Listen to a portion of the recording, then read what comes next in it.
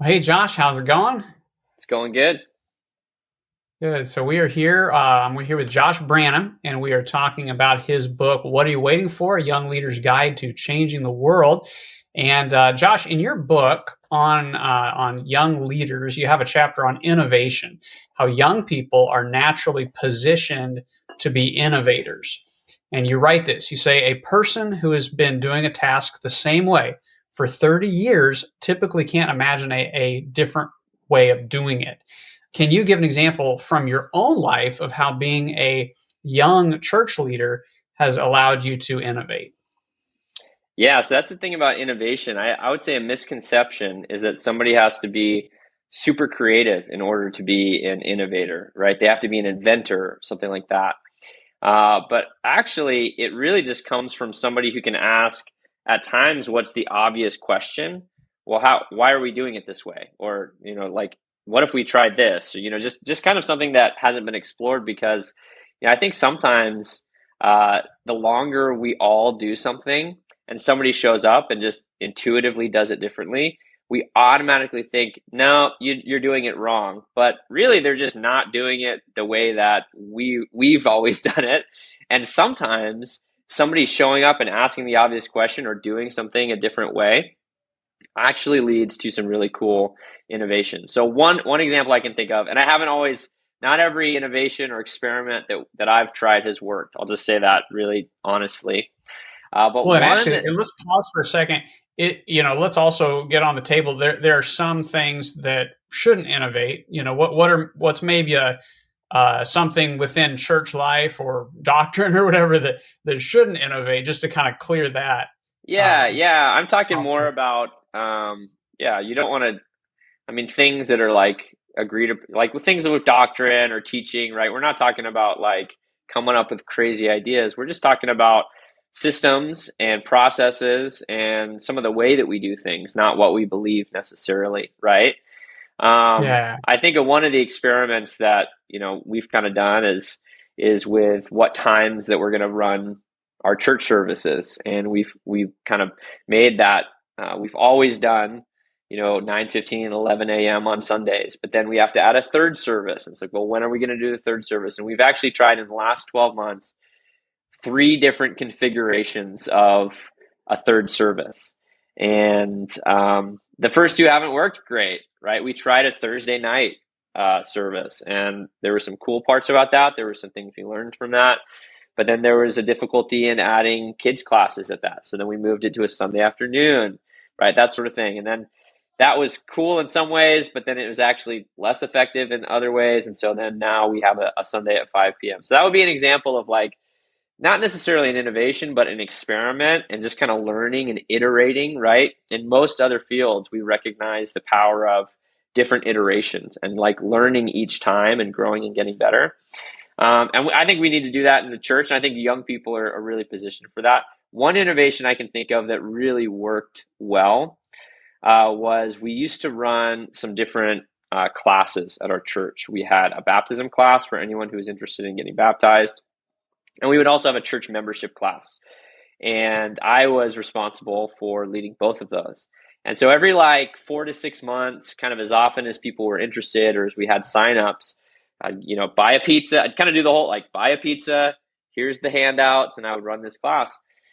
And after doing both of those classes enough times, I just honestly got a little bit tired of kind of regurgitating the same information. I felt like I was giving a spiel, like, okay. And I would just go through the bullet points and I would just go through content. And one of the things that, I just asked the question, does this have to be a class or could this just be a video? And we turned both of those classes into videos. And one of the things that it did was the day that somebody's interested in getting baptized, you can be like, oh, go watch this video. And all the content that they typically would have had to wait months in order to like Hmm. access that content, they can start learning more the day of. Some other things, there are even like surprising aspects of that change, where now we have parent, instead of me having to be the one who like leads the baptism class, parents are taking their students through the course at home.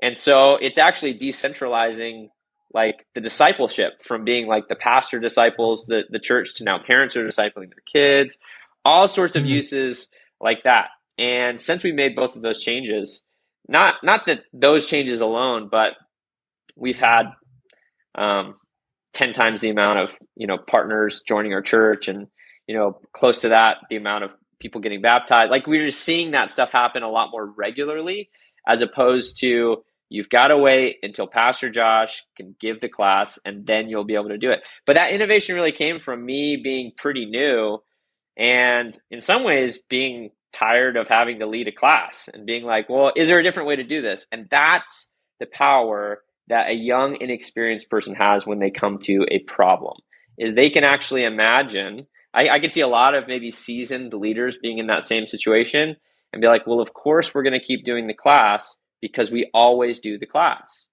And somebody who's actually new to it is like, well, why do we have to keep doing it? And just kind of asking the question that no one else is willing to ask. So it sounds like healthy innovation, some things need to be in place, one of which would be knowing what the point is. And when something maybe has deviated from that or is becoming becoming less efficient at doing what actually the point is, seems like another thing would be, having the humility to maybe try something that wasn't your idea, or maybe the humility to try something and say, yeah, what my idea was didn't really work. So would you say that, what would you say are some things that need to be in place for it to be a healthy innovation and not like a recklessness, or mission drift, that sort of thing? Yeah, I think a lot of good ideas are done well in community. They're not just isolated to one really creative or really intelligent leader. And so, obviously you've got to identify like, well, what's the point that we're even trying to accomplish, right? What's the form and the function? We know the key function, but the form can change, right? The exact way that we do it can totally change. But then doing it in community and asking questions like, hey, well, what are the best parts of, let's say, to use the examples that I gave, of a church membership class? Well, the best parts of that class aren't actually even the content that I was going through. It was the opportunity to meet and greet people who are newer to our church. Well, actually, if I spend less time running church membership classes, I can actually spend more time at coffee meetings or doing like get to know you meals with people who are newer to our church, right?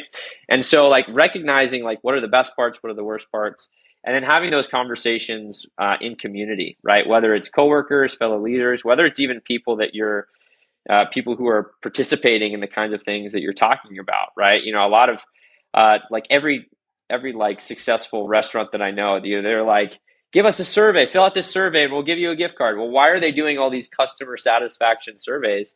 It's because there is power in recognizing, what someone's experience is. Not that we're supposed to be like a franchise restaurant or anything like that, but it's just the idea of the more that we recognize and understand, the causes that come from the kinds of ideas that we have, the better. And there's an element of humility, like it was primarily my idea, both of those other service times that we tried at our church. And I had to have the humility to admit, like, I think I made a wrong decision, right? And, it's a natural thing of experimentation that not every experiment is a home run every time. Huh. In your chapter on innovation in your book, you tell the true life story, kind of a leadership parable of Netflix versus Blockbuster. And can you briefly remind us of what that contrast was, Netflix and Blockbuster, and then what it teaches us? Yeah, so Netflix and Blockbuster would be considered competitors, right? In both in the movie industry, and Blockbuster, like for anyone who grew up and was around in the 80s and 90s, was a hit. It was an incredibly successful video. It had almost like a monopoly on the video rental industry. And I remember going there as a kid. I love Blockbuster. But then Netflix came along and totally disrupted. They innovated and disrupted the Blockbuster sales. So Blockbuster collected a lot of their money through late fees, and you had to return the video on time. And it was, you had all this high overhead of having these brick and mortar stores. And Netflix came along and they said, well, what if people could like put the DVD in the mail. And the person, the guy who started it, like actually tried it. He's like, I'm going to mail this DVD to myself and see if it breaks in the postal service. And it didn't. And he put it in the DVD player and it worked fine. He's like, I think I'm onto something. So then they totally disrupted this idea of like, you create a list, we'll mail, like before Netflix was a streaming service, it was a DVD mailing service, which maybe not everyone might be aware of that part of their story, but that's how they started, right? You pay a subscription, you get DVDs mailed to you, you put them back in the mail when you're done. And the whole thing was no late fees. So like Blockbuster's primary source of, generating income was not just the rentals, but the late fees associated. Netflix was like, we don't even deal with late fees. And then all of a sudden it disrupted Blockbuster's revenue enough that they collapsed. And there's one Blockbuster around today, and there used to be, just hugely successful. And they had this opportunity though at certain moments in time to like buy Netflix. They had opportunities to like incorporate some of those innovative ideas. And I think the biggest lesson that this really modern day parable teaches us is that what got you here won't necessarily take you there. That this over reliance on, well, we know exactly what we're doing because look at this massive empire that we've built. That pride often comes before the fall. And it's this idea of, Blockbuster was innovative actually when they started. They came up with like this totally revolutionary way of tracking videos and, getting enough stock that they could rent the same video to, 12 different people if they wanted to watch it in 1 week, which is like old mom and pop stores just had like one copy of, a movie, right? So they did innovate early on, but then they said, you know what? We're at the top. We're at the pinnacle. Nobody can touch us. And essentially, they bought into that idea that we've got it all figured out. And so Netflix came along and continued to innovate. Obviously, they went from a DVD mailing service to an at-home streaming service, and now they're even producing their own shows and movies and even getting awards for that sort of stuff. Well, the people who founded Netflix had no idea that they were actually going to be like a video production company, like making their own films, but they've just continued to ask questions every step along the way of like, what got us here won't get us there. So what do we need to change to get us there? And I think that's kind of this spirit of innovation that Blockbuster versus Netflix teaches us. Yeah. Daniel in the Bible was a young leader whom you feature in your book. And what was one of the clues that Daniel was an innovator? Yeah, so Daniel is just a really powerful example of disrupting the status quo. I think that's one great definition of what innovation actually is. Simply doing things differently and not accepting that the way that everybody does things is the way that things have to go. And you see this really early on when Daniel and his friends are brought to Babylon and they're really being indoctrinated into Babylonian culture. Their names are changed from Hebrew names to Babylonian names. They're being, educated in the stories, the mythology of the Babylonians. And then one of the things that's problematic to Daniel is they're being forced to eat the food from the king's table. We don't know exactly what that means. Maybe it was offered to pagan gods. Maybe it crossed the line on certain Jewish dietary restrictions. But there's something like there's a clear dilemma there. And when there's a dilemma, an innovator doesn't pick between two false choices. And that's really the point. Is that oftentimes there's a dilemma between two bad choices. Like I could eat from the king's table and compromise my beliefs, or I can stay true to my beliefs and I'll get punished by the king, right? I'll get executed or something like that. And Daniel is able to actually come up with a new third option that isn't on the table. He issues this challenge. He says, hey, I appreciate the offer to eat from the king's table. I actually have these dietary restrictions. What if we do a competition? And we'll I'll eat vegetables and drink water for this amount of days, and the rest of the people can eat, the regular food. And at the end of that time, we'll see who's in better health. And as it turns out, God blesses Daniel. He's in better health, and he's actually able to continue to be faithful while he's living in Babylon. And that's a great example of kind of like a refusal to admit I have to pick between these two bad options, but to actually always be willing to ask the question, I wonder if there's another way. I wonder if there's an option that nobody has considered. And I think, Daniel, it's not just that he's he's brilliant or anything like that. It's just like, he's like, really? I can either disobey or obey. Like, isn't there another way that we can go about this? And I think that's a really powerful example to young people. Yeah.